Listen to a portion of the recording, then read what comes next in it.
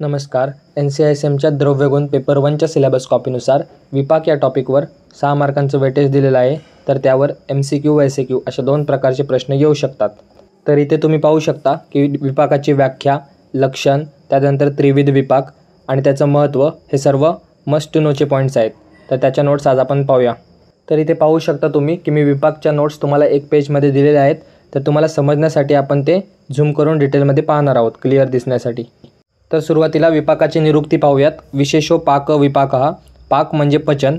पचनानंतर द्रव्याच्या स्वरूपामध्ये जे परिवर्तन किंवा रूपांतर होते ते विपाक होय. विशेष पाक म्हणजेच पाक. विपाकाची व्याख्या किंवा लक्षण. विपाकः कर्मनिष्ठया. जठराग्नीच्या प्रक्रिया झाल्यामुळे एखाद्या द्रव्यामध्ये जो बदल किंवा रसबदल घडून येतो त्यास विपाक असे म्हणतात. त्यानंतर विपाकाची संख्या.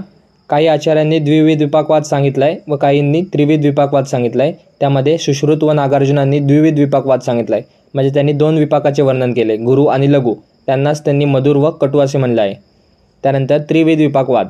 चरक व वाग्भट यांनी त्रिविध विपाकवादाचे वर्णन केलेलं आहे. त्यामध्ये 3 विपाक येतात, मधुर, आम्ल आणि कटू. मधुर व लवण रसाचा मधुर विपाक, आम्ल रसाचा आम्ल विपाक आणि कटू तिक्त कषाय रसाचा कटू विपाक. आता विपाकाचंच वर्णन करताना त्यांनी 2 गोष्टी सांगितल्या आहेत. एक म्हणजे अवस्थापाक आणि दुसरा म्हणजे निष्ठापाक. तर आपण समजून घेऊयात अवस्थापाक म्हणजे काय. तर अवस्थापाकालाच प्रपाक असं म्हणतात. शरीरात अन्नाचं स्थानभेदाने जे पचन होते त्याला अवस्थापाक असे म्हणतात.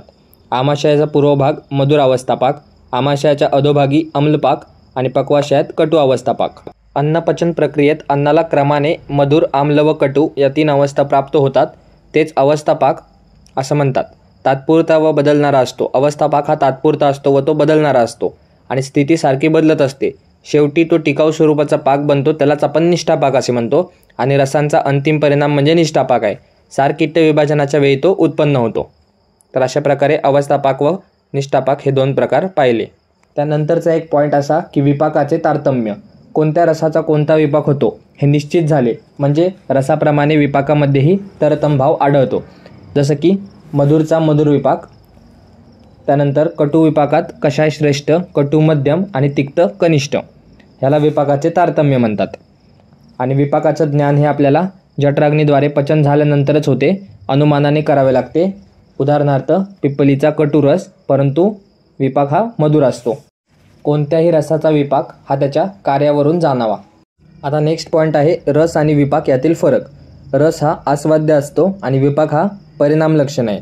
रस म्हणजे आशुकर्म आणि विपाक म्हणजे विलंबित कर्म जो उशिराने कळतो. रस हा स्थानिक कर्म करतो आणि विपाक हा सार्वदेहिक कर्म करतो. रस मन व शारीरिक कार्य आणि विपाक ह्याचं केवळ शारीरिक कार्य असतं. आणि रसाचं प्रत्यक्ष ज्ञान होतं आणि विपाकाचं अप्रत्यक्ष ज्ञान होतं, आपण अनुमानाने करतो.